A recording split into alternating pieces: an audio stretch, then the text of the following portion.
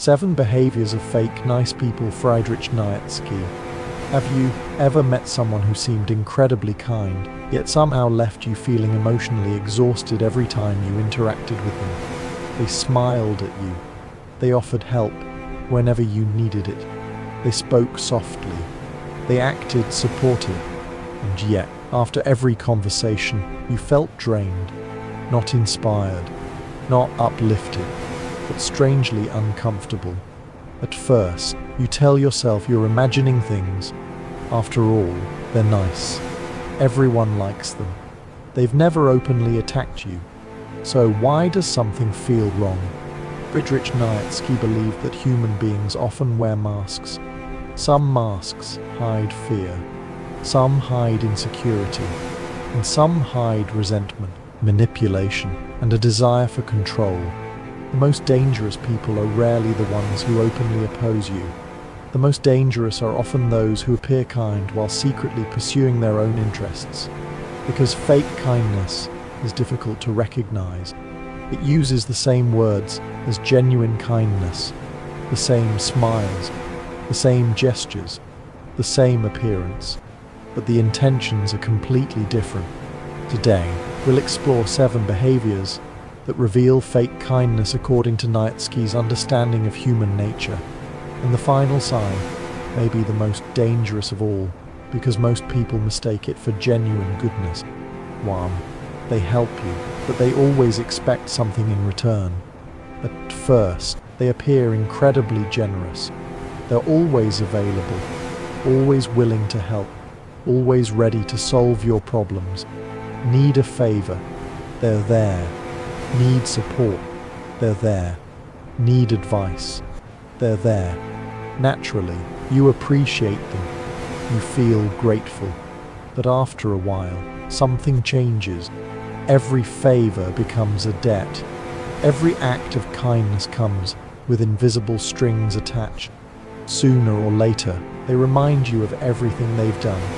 Maybe directly, maybe subtly. They say things like, "After all I've done for you, I was there when nobody else was.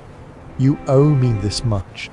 Suddenly, their generosity begins to feel like a transaction. Nietzsche believed that many seemingly selfless actions are motivated by hidden self-interest. True generosity gives freely. Fake generosity keeps score. A genuinely kind person helps because it aligns with their values. A falsely kind person helps because they expect influence, loyalty, validation, or control in return. And when they don't receive it, resentment appears. The kindness was never free. It was an investment. 2. They avoid conflict at all costs. Most people believe kindness means always being agreeable, never arguing, never disagreeing, never upsetting anyone. But Nietzsche disagreed. He believed authenticity requires courage. The courage to speak uncomfortable truths. The courage to risk rejection. The courage to disagree when necessary. Fake nice people often avoid conflict at any cost. They tell everyone exactly what they want to hear. They agree with everybody. They never challenge opinions. They never take a firm stand. Why? Because they fear disapproval. They fear losing acceptance. They fear damaging their carefully constructed image. At first, this behavior seems pleasant. Who doesn't enjoy being around agreeable people? But over time, something important disappears. 3. Relationships built entirely on approval become shallow. A friend who never disagrees with you may not truly support you. They may simply be protecting themselves. Authentic people value honesty more than popularity. Fake nice people value popularity more than honesty. And eventually, relationships built on appearances begin to collapse. 3. They speak positively to your face, but negatively behind your back. This is one of the clearest signs of hidden hypocrisy. When you're present, they seem supportive. They praise you. They encourage you. They celebrate your achievements. Everything appears positive. But once you leave the room, their attitude changes. Suddenly, they criticize you, question your decisions, spread rumors, or subtly undermine your reputation. Why do they behave this way? Because it allows them to enjoy two benefits simultaneously. They maintain your trust while secretly expressing resentment. Nietzsche saw gossip as one of the favorite weapons of weak individuals. Rather than confronting emotions honestly, they attack indirectly. They avoid responsibility. They avoid accountability. And they avoid courage. Pay close attention to people who constantly talk about others behind their backs, because a person's treatment of absent people often reveals their true character. If they gossip about everyone else, they will eventually gossip about you. It's only a matter of time. Or they constantly play the victim. Some people discover a powerful psychological strategy. Instead of controlling others through force, they control them through sympathy. They constantly sacrifice themselves. They constantly help others. They constantly remind everyone how much they've given. Then they position themselves as the misunderstood victim. No matter what happens, they are always the one who suffers most, always the one who gives more, always the one who receives less. And because they appear so kind, people hesitate to question them.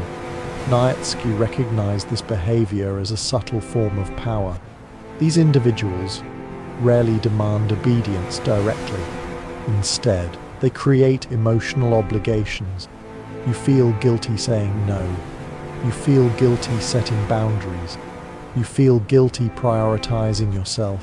And that guilt becomes a form of control. True kindness doesn't create emotional debts.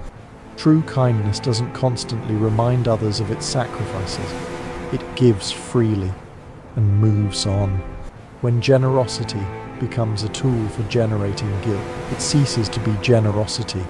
It becomes manipulation. 5. They need everyone's approval. One of Nietzsche's most important observations was that many people don't seek virtue. They seek recognition. They want to be admired, respected, praised, seen as good people.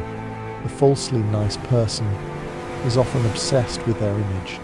They carefully manage how others perceive them. They want everyone to think they are kind, patient, compassionate, selfless.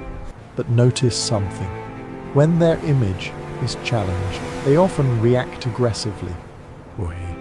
Because their identity depends on external approval. Without validation, they feel threatened. Authentic people accept that not everyone will like them. They remain loyal to their principles, even when criticism arrives. Fake nice people constantly adjust themselves to gain acceptance. Their personality changes depending on the audience. Their opinions shift depending on social pressure. Their kindness is often motivated by reputation rather than conviction. And when reputation becomes more important than truth, authenticity disappears. They hide jealousy behind compliments. This behavior is extremely subtle. Sometimes the person appears supportive. They congratulate you. They praise your achievements. They acknowledge your success. But something feels strange. Listen carefully. Their compliments contain hidden negativity. They say, "Well, I never thought you'd accomplish something like that. You got really lucky. That's surprising coming from you." Technically, these sound like compliments, but beneath the surface lies another message. The compliment minimizes effort, questions competence, or implies that success was accidental. Nietzsche understood that envy often hides behind politeness. Many people struggle to witness the success of others. Some admit it honestly. Others disguise it behind positive language. These compliments reveal mixed emotions. Admiration on the surface, resentment underneath. And if you pay attention, you'll begin noticing the difference. Not everyone who congratulates you is celebrating your success. Some are merely hiding their disappointment. Safer. Their kindness disappears when they no longer need you. This is perhaps the most revealing sign of all, and the most dangerous. As long as you're useful, they're present. They call, they text, they check on you, they support you. Everything seems genuine. Then circumstances change. Maybe you lose status. Maybe you stop providing value. Maybe they no longer benefit from the relationship. Suddenly, everything changes. The attention disappears. The effort disappears. The kindness disappears. Why? Because it was never rooted in genuine care. It was rooted in self-interest. Nietzsche believed that a person's true character is revealed when advantages disappear. As long as benefits exist, almost anyone can appear kind. But when there is nothing to gain, masks begin to fall. True kindness remains. Fake kindness vanishes. And that moment reveals everything. Nietzsche's final lesson. Perhaps the greatest danger of fake kindness is that it resembles real kindness so closely. It uses the same language, the same smiles, the same gestures, the same appearance. From the outside, they can look identical, but the motivations are completely different. Authentic kindness comes from strength. Fake kindness often comes from fear. Fear of rejection, fear of losing control, fear of criticism, fear of being disliked. Nietzsche believed that authenticity requires courage. The courage to speak honestly, the courage to disagree, the courage to stand alone, the courage to act according to principles rather than public approval. The next time someone appears exceptionally kind, don't focus only on what they say. Observe what they do. Observe how they react when you succeed. Observe how they behave when they gain nothing from you. Observe whether their kindness creates freedom or obligation, because eventually every mask falls, and when it does, true character becomes impossible to hide. The wisest people are not those who trust everyone, nor those who trust no one. They are those who learn to recognize the difference between genuine kindness and its imitation. And according to Nietzsche, that awareness is one of the greatest forms of freedom a person can possess.